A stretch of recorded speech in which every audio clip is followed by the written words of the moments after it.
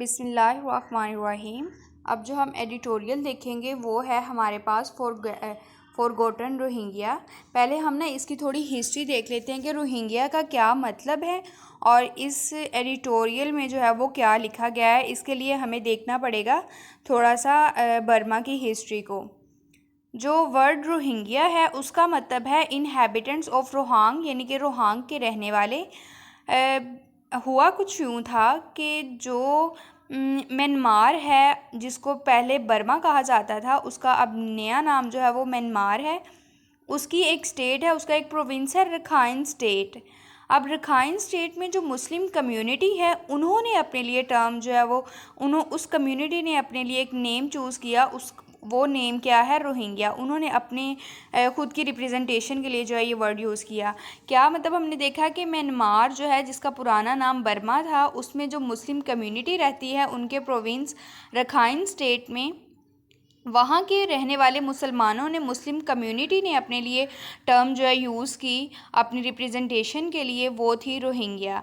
अब जो इशू ये चल रहा है कि म्यांमार जो है उसमें जो उसका मेन रिलीजन है वो बुद्धिज़्म है, यानी कि वहाँ जो बुद्धिस्ट हैं वो 90% है।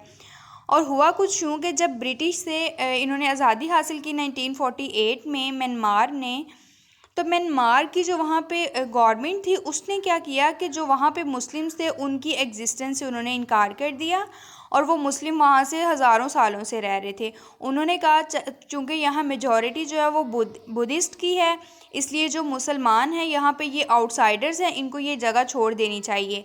तो ये इशू तब से चल रहा है कि मुसलमान कह रहे हैं कि हम यहाँ सालों से रह रहे हैं, हमारी कई नस्लें यहाँ पे रही हैं, तो ये हमारी भी जगह है। लेकिन जो मेजॉरिटी में हैं, यानी कि बुद्धिस्ट हैं, वो कह रहे हैं कि मुसलमान आउटसाइडर्स हैं, इनको यहाँ से चले जाना चाहिए। और इस हवाले से इस एडिटोरियल में लिखा गया है कि कोविड की वजह से जो है वो ये इशू जो है पीछे चला गया है। और देन उन्होंने बताया कि वहाँ मुसलमान जो है वो किस तरह से रह रहे हैं, उनको जो है वो बेसिक फैसिलिटीज़ ही प्रोवाइड नहीं की गई। एंड देन उन्होंने कहा है कि इंटरनेशनल लेवल पे जो इंटरनेशनल स्टेट्स हैं, इंटरनेशनल कोर्ट ऑफ जस्टिस है, उसको इस हवाले से क्या करना चाहिए। और इसमें यह है कि जब मिलिट्री कोप हुआ फरवरी में म्यांमार में, तो बहुत से वहाँ से मुसलमानों ने जो है वो हिजरत की और बांग्लादेश और दूसरे जो है वो कंट्रीज़ में वो सेटल हो गए। तो वहाँ उनकी क्या कंडीशन है देखते हैं। कहता है while the plight of the Rohingya has been overshadowed by the कोविड-19 and February's military coup in Myanmar. उसने कहा कि जो रोहिंग्या की हालत है, प्लाइट का मतलब होता है उनकी जो हालत ज़ार या उनकी जो मिजरी है या सफरिंग है। हैज़ बीन ओवरशैडो का मतलब होता है पीछे चले जाना या कंसील कर देना। उसको जो कंसील कर दिया गया है, पीछे छोड़ दिया गया है, किस वजह से? कोविड-19 पेंडेमिक की वजह से, और फरवरी में जो मिलिट्री कोप हुआ म्यांमार में, उसकी वजह से जो रोहिंग्या की हालत ज़ार है वो पीछे चली गई। द फैक्ट इज़ डैट, हकीकत ये है कि community remains in no man's land, की जो कम्युनिटी है मुस्लिम कम्युनिटी वो नो मैंस लैंड में रह रही है। नो मैंस लैंड उस लैंड को बोलते हैं जिसको कोई दो लोग ओन कर रहे हो, एक है मेरी है और दूसरा के मेरी है, यानी कि डिस्प्यूटेड लैंड आप कह सकते हैं, डिस्प्यूटेड एरिया, मुतनाज़ा इलाका। तो उन्होंने कहा कि नो मैंस लैंड में जो है ये कम्युनिटी रहती है with many of its members, और जो इसके बहुत से मेंबर्स हैं उनको सिटीजनशिप भी नहीं दी जाती और उनके जो है वो राइट्स भी नहीं दिए जाते। Around 1 million Rohingya refugees resided in Bangladesh. उसने कहा तकरीबन 1 मिलियन जो है वो रोहिंग्या से जो हिजरत करने वाले थे वो कहाँ रह रहे हैं? बांग्लादेश में। लिविंग इन डेप्लोरेबल कंडीशन, वो वहाँ जो है वो बहुत ज़्यादा गमगीन और अफसोसनाक हालत में रह रहे हैं। डेप्लोरेबल का मतलब होता है बहुत ज़्यादा ग्रीवियस या गमगीन या अफसोसनाक। While others have sought refuge in countries across the globe, जबकि जो दूसरे रिफ्यूजीज़ थे उन्होंने मुख्तलिफ ग्लोब में जो दूसरे कंट्रीज़ हैं वहाँ जो है वो पनाह ली। Many members of the community were forced, ये जो मुस्लिम कम्युनिटी है रोहिंग्या की, उन्हें फोर्स किया गया टू फ्ली, कि वो यहाँ से चले जाएं। When the Myanmar military launched a program against them in 2017, जब म्यांमार की जो मिलिट्री है उसने जो है वो वहाँ की कम्युनिटी के ख़िलाफ़ जो है एक प्रोग्राम लॉन्च किया 2017 में, तो फिर बहुत से मेंबर्स को फोर्स किया गया कि वो ये जगह छोड़ दें। The situation was particularly tense in Rakhine state, जो सिचुएशन है, सूरत हाल है रखाइन स्टेट में, वो बहुत ज़्यादा टेंस थी, परेशान कुन थी, with reports of rape and murder against the Rohingya rife. Rohingya में जो लड़ाई झगड़ा चल रहा है उसके खिलाफ जब रेप और मर्डर की रिपोर्ट्स आ रही थी, तो तब जो उसने कहा सिचुएशन जो थी रखाइन स्टेट में वो बहुत ज़्यादा टेंस थी। Myanmar faces charges of genocide in the international court of justice for these outrageous. तो इन जुल्म के खिलाफ जो म्यांमार है वो इंटरनेशनल कोर्ट ऑफ जस्टिस में जेनोसाइड के चार्जेस, जो है जेनोसाइड होता है नस्लकशी करना, यानी कि कत्ल करना लोगों को, उसके जो चार्जेस हैं ये फेस करता है। Meanwhile the living condition of the community in refugee camps are pathetic. Pathetic का मतलब होता है बहुत ज़्यादा काबिल रहम या मिजरेबल। तो वो कह रहा है कि जो कम्युनिटी की जो कंडीशन है जो दूसरे रिफ्यूजी कैंप्स में रह रही हैं वो बहुत ज़्यादा काबिल रहम है। Several thousand have been dumped on a Bangladeshi island. और उसमें जो है उसने कहा बहुत से हज़ारों लोगों को जो वो पीछे धकेल दिया गया या पीछे कर दिया गया। डम का मतलब होता है फेंकना, या पीछे वहाँ फेंक दिया गया। कहाँ? बांग्लादेशी आइलैंड पे फेंक दिया गया, जो कि दूर है, फार फ्रॉम द मेनलैंड से, without job opportunities and proper health care. और ना ही उनको वहाँ जॉब अपॉर्चुनिटीज़ दी गई और ना ही proper health care. While many in the international community have rightly slammed Myanmar's junta, उसने कहा जो इंटरनेशनल कम्युनिटी है वो सही क्रिटिसाइज़ करती है म्यांमार की आर्मी को। जनता मीन्स आर्मी, स्लैम्ड का मतलब होता है क्रिटिसाइज़ करना। वो सही क्रिटिसाइज़ करती है किस लिए? For over throwing an elected government, कि उन्होंने जो इलेक्टेड गवर्नमेंट है उसको इक़्तिदार से हटा दिया। ओवर थ्रो का मतलब होता है उलट देना या इक़्तिदार से, यानी कि पावर से जो है वो हटा देना। तो उसने कहा जो इंटरनेशनल कम्युनिटी है वो सही क्रिटिसाइज़ करती है म्यांमार की आर्मी को, कि जो किस बात पे क्रिटिसाइज़ करती है? जो इन्होंने इलेक्टेड गवर्नमेंट को ओवरथ्रू किया है। The plight of the Rohingya must not be forgotten. फिर भी उसने कहा जो प्लाइट है, जो हालत है रोहिंग्या की, वो भूलनी नहीं चाहिए। Along with the return to representative rule in Myanmar, जैसे ही उसने कहा म्यांमार में रिप्रेजेंटेटिव रूल वापस आता है, उसके साथ ही the international community must also demand justice for the Rohingya.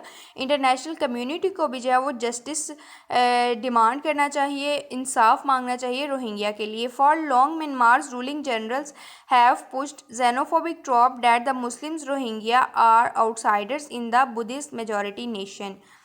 अब वो ये कह रहा है कि कई सालों से, ये मतलब लंबे अरसे से जो म्यांमार के वहाँ रूलिंग जनरल्स आते हैं, उन्होंने xenophobic ट्रॉप की तरफ ही हमेशा मुसलमानों को पुट किया है। अब xenophobia होता है किसी अजनबी से डर, खौफ को कहते हैं कि जी xenophobia। तो उसने कहा उन्होंने मुसलमानों को हमेशा xenophobic ट्रॉप की जानी पुश किया और कहा है कि जो मुस्लिम्स हैं रोहिंग्या के वो आउटसाइडर्स हैं इन द बुद्धिस्ट मेजॉरिटी नेशन। जो बुद्धिस्ट की मेजॉरिटी है यहाँ पे, उनमें जो मुसलमान हैं वो आउटसाइडर हैं। जैसा कि मैंने आपको शुरू में बताया कि म्यांमार में जो है वो ज़्यादा मेजॉरिटी जो नेशन है वो बुद्धिस्ट की है। डिस्पाइट द फैक्ट डैट, इस हकीकत के बावजूद, members of the community claim their roots in the country formerly known as Burma go back generations. इस हकीकत के बावजूद कि जो मेंबर्स हैं रोहिंग्या कम्युनिटी के, वो ये क्लेम करते हैं कि वो यहाँ कई सालों से रह रहे हैं, इनकी उनकी जड़ें हैं इस मुल्क में जिसको पहले बर्मा कहा जाता था। उसने कहा इस हकीकत के बावजूद जो है वो जो म्यांमार के रूलिंग जनरल्स हैं उन्होंने हमेशा मुसलमानों को आउटसाइडर ही कहा है। Even the quasi democratic government, उसने कहा हत्ता के जो कुजाई डेमोक्रेटिक गवर्नमेंट थी ऑंग सान सू काई की, did not have the courage, उनके पास भी ये हिम्मत नहीं थी to speak up for the fundamental rights of the Rohingya, कि वो रोहिंग्या के लोगों के जो फंडामेंटल राइट्स हैं उनके मुतलिक बात करते। कुजाई डेमोक्रेटिक गवर्नमेंट एक ऐसी गवर्नमेंट होती है जिसमें जो है वो आर्मी भी इन्वॉल्व होती है। If it is these circumstances, ये वो सूरत हाल थी या ये हालात थे, that led the UN to terming the Rohingya the most persecuted minority in the world, जिसकी वजह से जो UN है उसने कहा कि जो रोहिंग्या के मुसलमान हैं, जो रोहिंग्या की मिनॉरिटी है, वो दुनिया में सबसे ज़्यादा परसिक्यूटेड मिनॉरिटी है। परसिक्यूटेड होता है बहुत ज़्यादा अजियत या अजाब में मुब्तला होना। तो उसने कहा ये जो UN ने कहा कि जो रोहिंग्या है वो दुनिया में सबसे ज़्यादा अजियत और अजाब में मुब्तला मिनॉरिटी है। Myanmar can not be allowed to disenfranchise an entire community. Myanmar को इस बात की इजाज़त नहीं दी जा सकती कि वो जो है होल कम्युनिटी को, इंटायर कम्युनिटी को जो है वो उसके हक से महरूम कर दे। डिसएनफ्रेंचाइज का मतलब होता है किसी को राइट ऑफ वोट जो है उसका आप जो है वो छीनो। तो उसने कहा ऐसा जो है म्यांमार को इजाज़त नहीं दी जा सकती कि वो ये जो होल कम्युनिटी है रोहिंग्या, इसकी जो है वो हक के राय दही या राय दही के हक से इनको महरूम करें। While those responsible for violence against the Rohingya must be brought to justice. ताहम उसने कहा जो रिस्पॉन्सिबल हैं तशद्दुद के, रोहिंग्या के ख़िलाफ़ जो तशद्दुद हो रहा है उसके जो रिस्पॉन्सिबल हैं उनको भी इंसाफ के कटहरे में लाना चाहिए। In the mean time countries that host Rohingya refugee communities must treat them in a humane dignified manner. उसने कहा वो कंट्रीज़ यानी कि जैसे बांग्लादेश है जिन्होंने रोहिंग्या के लोगों को जो है वो रोहिंग्या कम्युनिटी को पनाह दी है, उनको ह्यूमेन यानी कि इंसानी और डिग्निफाइड यानी कि बाइज़्ज़त तरीके से जो है वो ट्रीट करना चाहिए। एंड इंश्योर डैट, और इस चीज़ को यकीनी बनाना चाहिए, they have access to health care, education and employment opportunities, कि उनको जो है वो हेल्थ केयर, एजुकेशन और एम्प्लॉयमेंट तक जो है वो रसाई हासिल हो।